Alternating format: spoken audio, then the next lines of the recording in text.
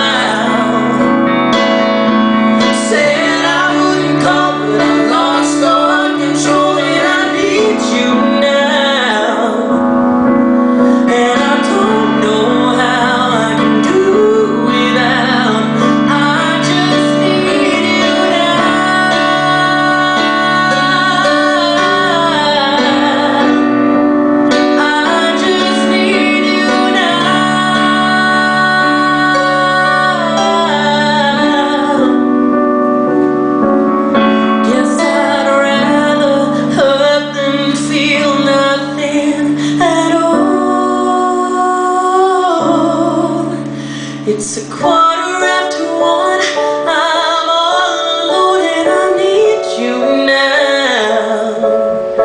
And I said I wouldn't call, but I'm a little drunk and I need you now. And I don't know how I can do without, I just need you now.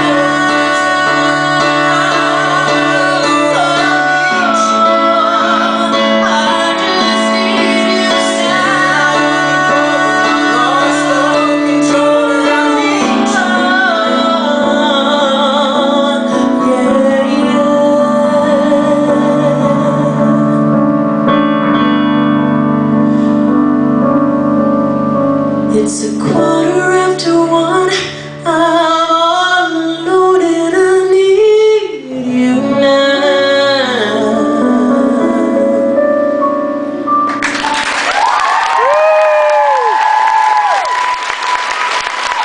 Thank you.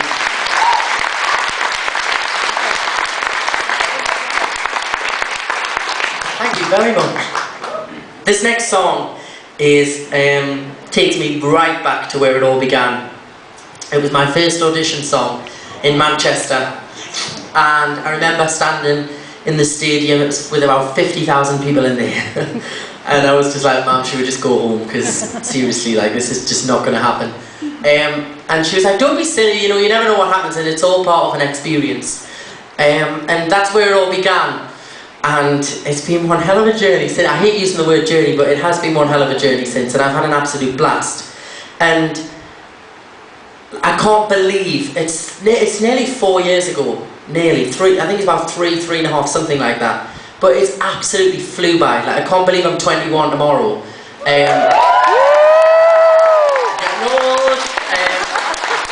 I can't believe like where the time has gone, but I literally, the saying is time flies when you're having fun, and I'm just having a blast. Every day is something different and a different challenge. So yeah, this is Dance of My Father. I hope you enjoy it.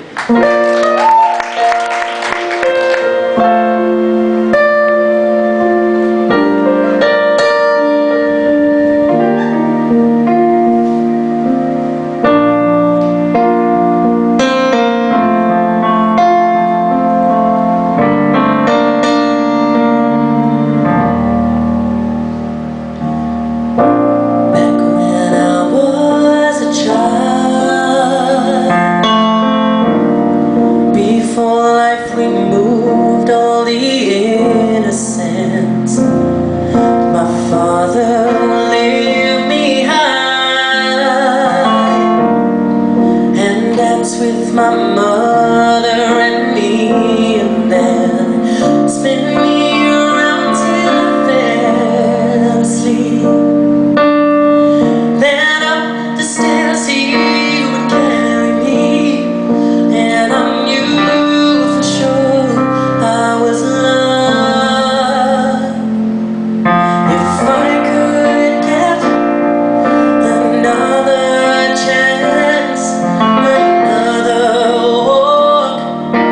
another dance with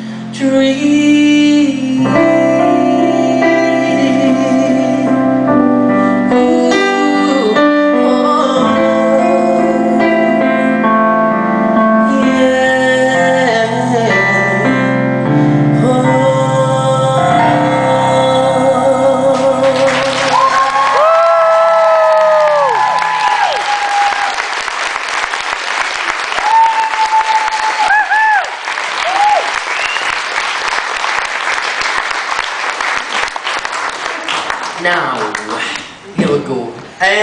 This next song, I love this song. I've mentioned it earlier on. It was one of my favourite songs to record. And, you know, looking back now, I wish I had included it in the tour set because it's such a feel-good song. And it kind of fitted with the rest of the tour as well. So on the next tour, it's sure to be in the set. But here tonight, we're going to do a special acoustic version of it. It's called Someone Wake Me Up.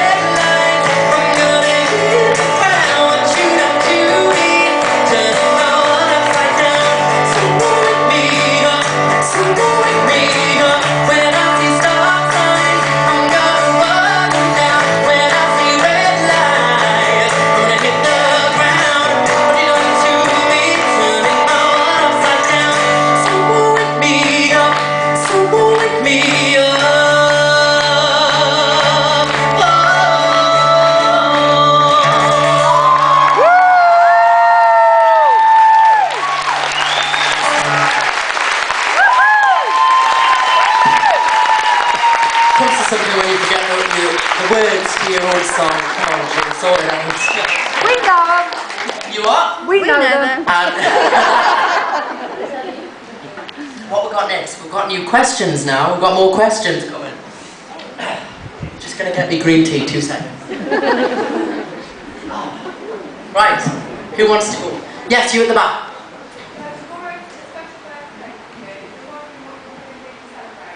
I'm working tomorrow through the day. I have to be up at 6 o'clock tomorrow morning, which isn't too fun. I'm on Blue Peter in the morning. I think it's live at 9 o'clock if you want to tune in. And then I'm going home. I'm having a huge party with all my friends and family at my house. And then we're hitting the town, which I'm a little bit nervous about. But yeah, we've got a venue in Newcastle that's going to look after and throw us a bit of a bash. So I'm looking forward to it.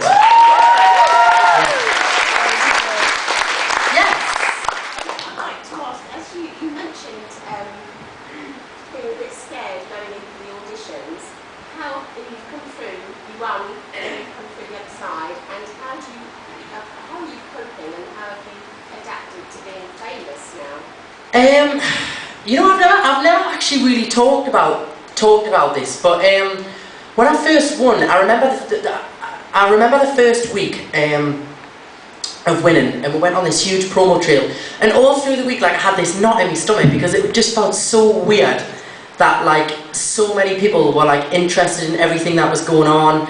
There was paparazzi chasing the car, and I was just like, the whole week I just kept thinking, what on earth has happened to my life? And then I went home and it settled down a bit, and I chilled out with all my friends and family. Then I went straight into working on the album, and it wasn't until I think the start of I would say the start of the classic promo, I was a bit like, right, I get this now, I get how it all works, and I kind of came into my own with it a bit, and I just started to kind of, before I would always worry about what people would think and what would happen if this happened and that happened, and I kind of thought, do you know what it is? I got dropped by my first record label, I came through that, I got through that bit, I went on the show, I had all the press about the sexuality thing, all of that kind of stuff. I thought, what is the worst that can happen? Do you know, like, just enjoy it for what it is and start to kind of take it for what it is.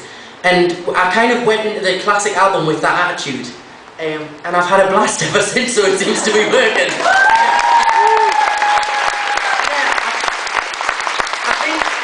The best thing is to try not to worry about things. You know, people, it's a lot easier for people to say something nasty than to say something nice. We're all with you, Joe. Everybody does it.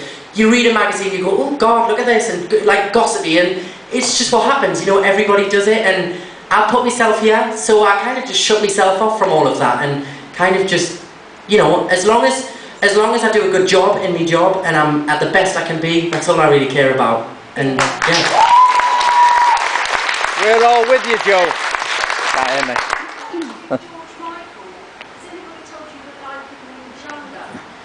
Somebody has told me that before, that I do look like George Michael.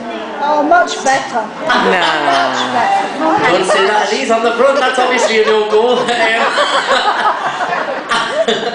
Yeah, I have had that a few times. A few people have said that, yes. Actually, I think you look like a young Elvis. Elvis? If I can have his success, I'll be happy. Yes.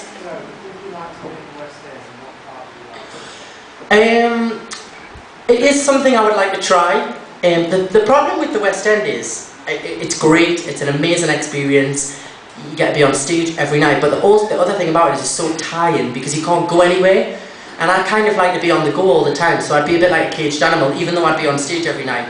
I've been offered a few roles in the past that I haven't been able to take due to timings of things and things like that, but a role at the minute, if I was to go into any show, probably Ghost the musical, I would like to. Yes, little girl in the corner. I am, yes. I mean, am I friendly with people in X Factor? That was the question. I am, yes. It's hard for us to see each other, but there's only there's only a rare amount of people that get to go through that experience, and nobody can kind of imagine how crazy it is. So you kind of have a bond with everybody that's been a part of that show because you know what they've gone through. So yeah, I do still try and keep in touch with Stacey and Ollie and Jedward, of course. Yeah, I do. We always try and catch up when we can. Yes?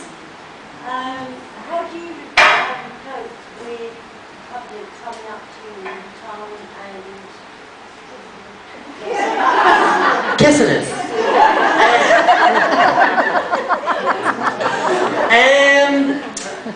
Do you know what it is? I've never ever minded it. I feel like people... I think I should wear a mask when I go out here. No, I don't mind meeting people and talking to people and things. Sometimes, you know, people can be not rude, just kind of like really invade you, and it's like, whoa, you know, like, never met you before in my life, and it's quite scary because they really feel like they know you because they've seen you on TV, and you're like, you could literally just kill me right now, you know, like, but I understand, you know, that I've done that in the past. I've seen people, I've watched people on TV, and you do have a connection with them, you feel like you know them, and I enjoy nothing more than meeting people, hearing their stories about where they watched the X Factor or if they've heard the album and things like that, because, you know, that's my job to give back to the people that, you know, support me through my music. So it's kind of just, I enjoy it. and I'm just thankful for the support. I'd be more worried if I was walking down the street and people were hurling abuse at us. I'm just thankful that doesn't happen. Yes, blue t-shirt at the back. Say that again? Going up against Ollie Murs.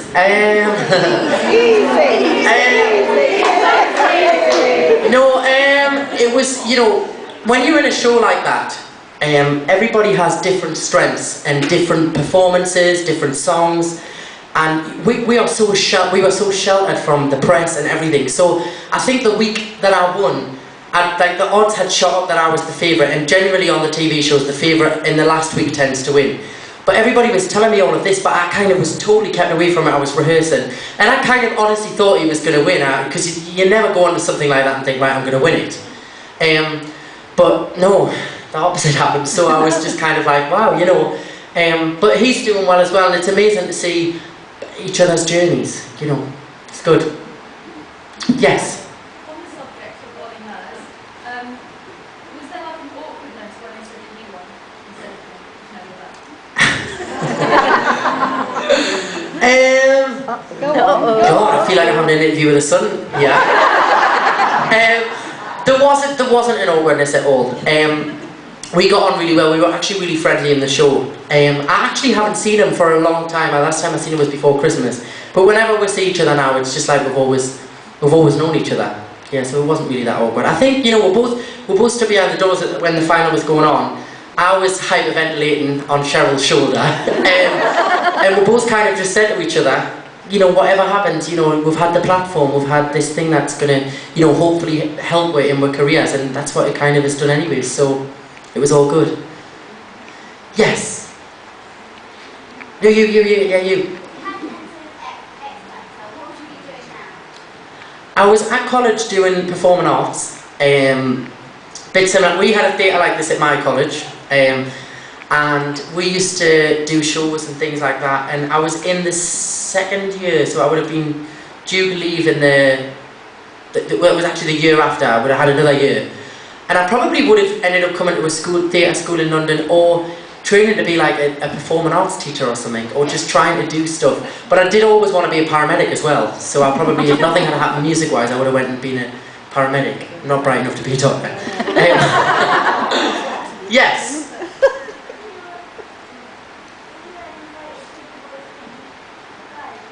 To the voice. Do you mean to audition or to just sing on the show? Sing on it.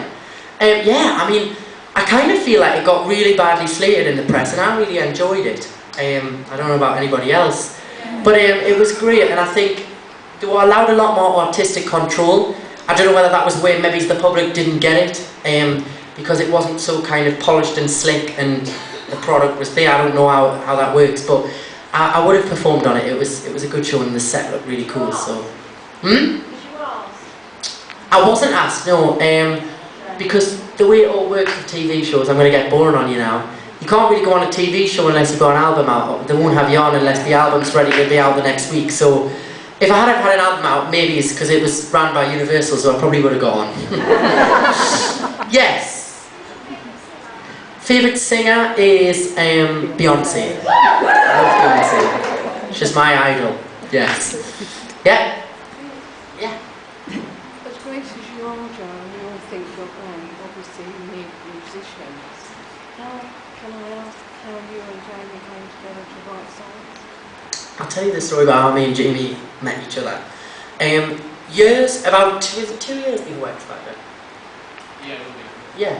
2 years before X Factor, I took part in like a regional competition called Music Means Life, and Jamie was a performer on the. He wasn't in the competition. He was one of the guest artists to perform on the show, and I met him then, and we had a good chat. And I remember I used to always go and listen to his music. I really enjoyed his music, and then I went and did X Factor, and it wasn't until was it February this year?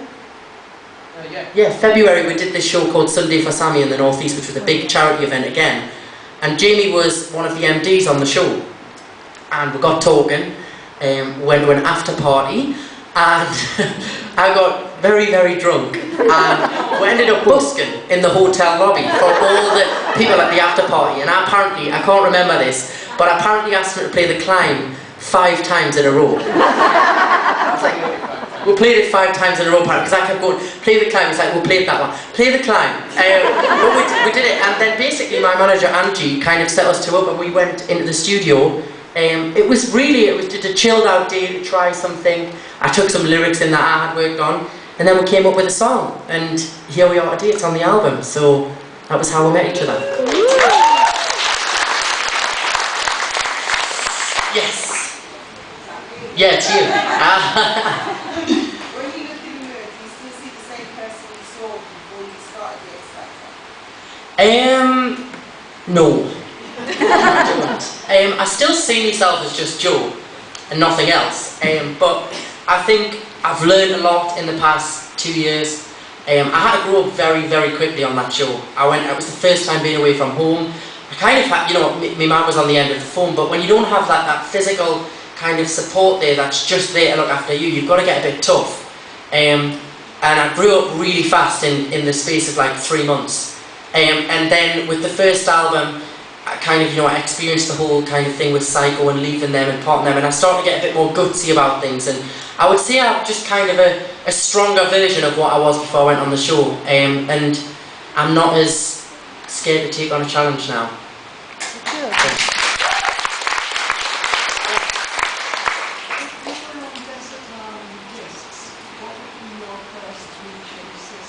Desert, what's desert? Should I know what that is?